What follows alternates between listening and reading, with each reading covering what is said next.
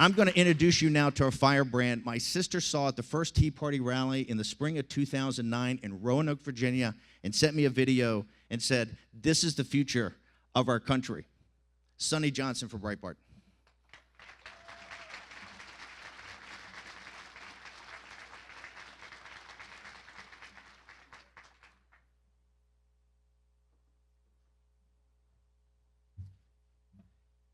Oh gosh, thank you guys so much for having me here. Can we go ahead and skip the pleasantries and just like get into the meat and potatoes of things, because I am not a happy loser. I refuse to be nice and cordial when we are getting our asses kicked on every single battlefield. I have been in this game, and yes, I mean game, for the last 6 years, and it has been politics as usual. I have watched, waited, listened, and learned from some of the smartest and brightest people on the face of this planet. And I am tired. I am tired of being called brave when there are men and women standing in harm's way so that I can speak into a microphone. When there are men and women with PTSD, severed limbs, and broken souls that risk it all so my voice can be heard, and it's still not loud enough. I am tired of being told by conservative groups that they are interested in minority outreach, but that only includes inviting black people to come and speak to all white audiences. We show up, develop plans to go into our communities, and then are told movements aren't started by poor people. We are not the generation that's going to tap dance for you. We are the new media generation. We'll make our pennies from our thoughts. I am tired of hearing conservative media ask, where are the blacks that want to address black-on-black crime? I'm right here on your side, fighting for your principles 4 years.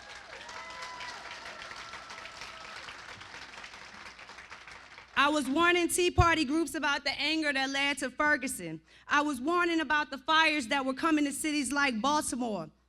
Can you see me now? And if I'm a little too loud, too brash, too outspoken, if your little kid feelings can't take the harsh reality that I bring, I can give you a list of far nicer people with the same damn message. Matter of fact, one of them is here, Anita is here, but Kira Davis, Zoe Nation, Lawrence Billy Jones III, there are an army of us. Access your army. These are the people that pray with me, and these are the people that I pray for. We were born for such a time as this. And I am tired of hearing these people question if we will ever be heard in our movement. I am tired of not knowing how to answer them. I am tired of telling them to just hold on. Matter of fact, I'm just tired of losing. It's really that simple. I'm not walking into 2016 with politics as usual. I don't need you to tell me what the Democrats did. I'm coming for them soon enough. I don't need you to tell me about the history of progressivism in America. I can probably tell you some things that you didn't know. And I don't need you to tell me about the death, destruction, and poverty in the black community. I lived it. I grew up in it. It didn't break me. It didn't turn me into a victim. And I am not special in that regard. There are millions of us that lived the progressive nightmare and woke up to a conservative future. We are the hustlers, the go-getters, the get up, get out, and get something generation. Let me simplify. We are the generation that is tired of being broke.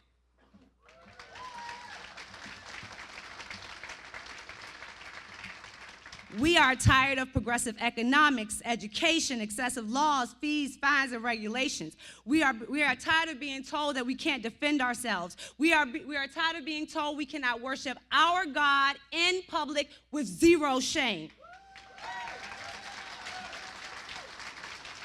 We are tired of being told we are our brother's keeper like we did not see the end of the movie.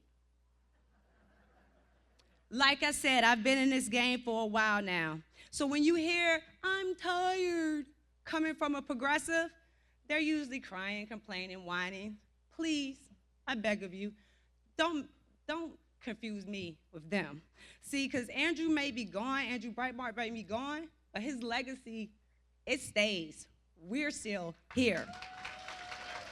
So you can consider this more of a warning. We will never be your old school black Republicans. I don't care how many rallies I attend, I will never like bluegrass music. You will not turn me into Pantsuit Hillary. And you remember that time where I said I wasn't feeling all it well? I actually left your event so I can go and find a Popeyes, because I like real food. We will never be your old school Republicans, but let me ask you this. Why would you want us to be?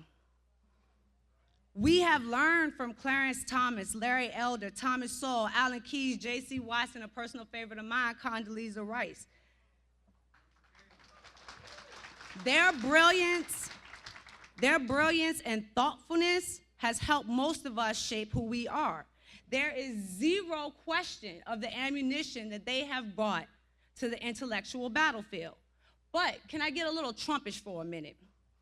See, I could keep on playing nice. I can say that there's room in the big tent for all of us, but that would be politics as usual, 2016, not happening. We are the people that shout about holding our leadership accountable. Under this era of black republicanism, Democrats have garnered 90% of the black vote consistently. The 10 most poverty-stricken cities in America have been under Democratic control for the last 50 years, and they have large black populations. Black youth unemployment is 10 times the national average. Overall, black unemployment is double the national average.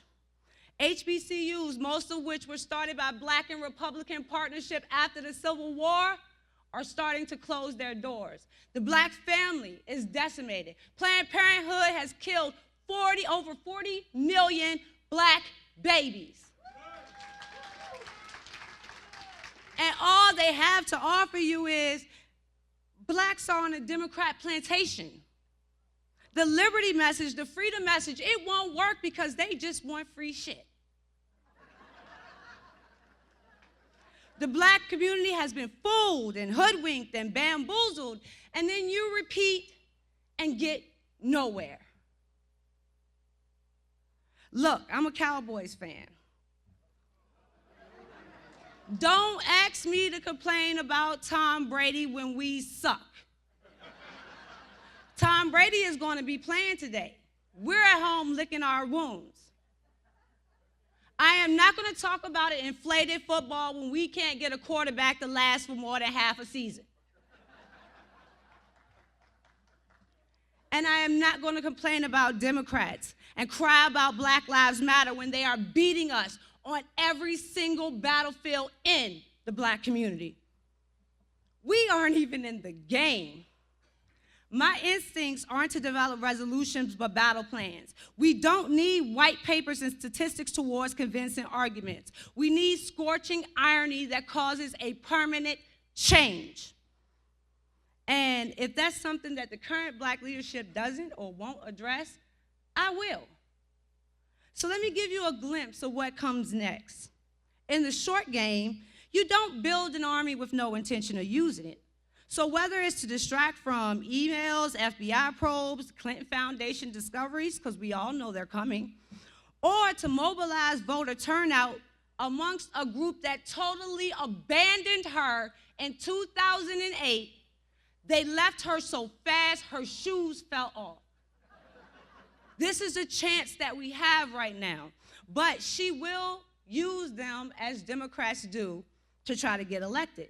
But I want you to focus on the long game. Democrats believe in a top-down, bottom-up philosophy. What's the difference between a Democrat and a socialist? Progress. They have normalized democratic socialism with Bernie Sanders. They have developed bottom-up grassroots with Black Lives Matter, Planned Parenthood, SEIU. Do we have such a plan? Next come the calls for revolution. They have Van Jones abandoning his radical ways for his radical ends. They have D-Ray and Netta, a new radical foot soldiers. They are creating a generation of black progressives that have been taught from Ferguson to Baltimore that burning shit down is a free man's, is a oppressed man's free speech. This is the army that we're going to face in the future. Are we ready? The new generation will have radical training and now access to a socially acceptable Marxism. When they shout for a revolution, what will be your response? Have you even thought about it? Has anybody even warned you? Or will you be surprised like you were the night that Ferguson was set into flames? What if we had an equally effective force on our side? So when they called for a revolution, you didn't have to say plantation. When they called for a revolution, we would be there to offer them a renaissance. We don't need to burn shit down or to point fingers. We need to build, and that is our wheelhouse. That's what we do best. We don't need to start all over. We don't need a rebirth. We need a rebirth of what made America great. And I don't play the safe space, white privilege BS that would have me only looking at America's racist past. See, I can acknowledge the racism that was in America, but it falls in comparison. It fails in comparison to what black men and women did next. The racism was there. We built schools, colleges, families, communities, cities, industries, businesses. That's who we are. The question was never who is going to let us. We stuck out our chests and said, I dare you to stop us. Most of Black America hasn't forgotten that. So give me 1 second to just address them, and then I'm going to let you go.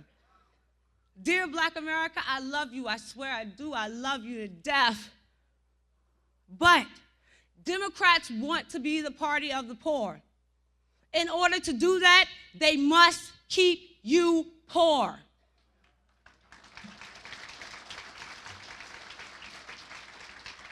If you want your welfare, your public housing, your food stamps, I am not talking to you. You are perfectly fit to be a Democrat, and a Democrat Party can have you.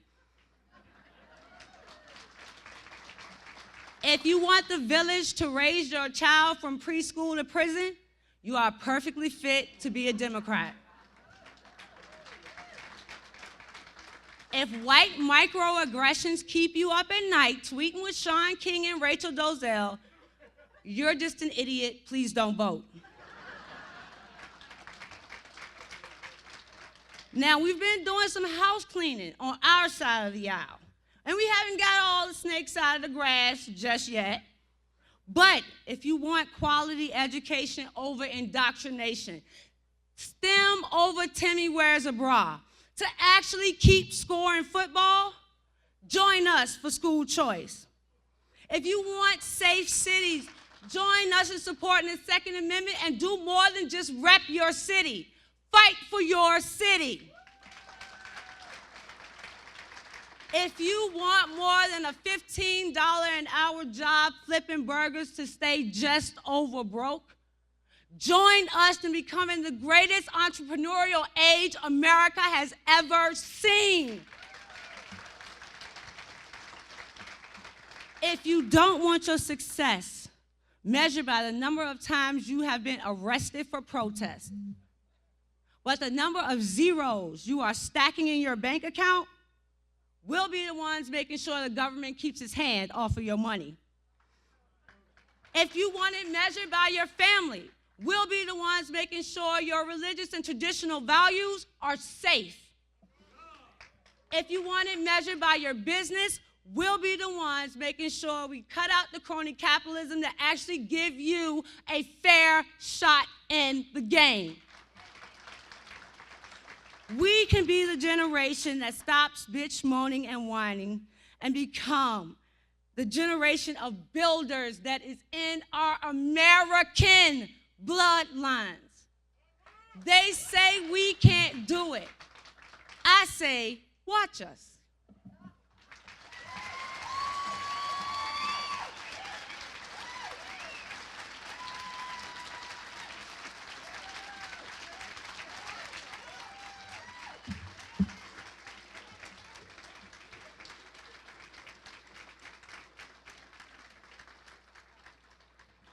You're going to sit there and tell me we can't win? That is one of the top spokesmen, a firebrand from the Tea Party. You're telling me you have to change? That is change.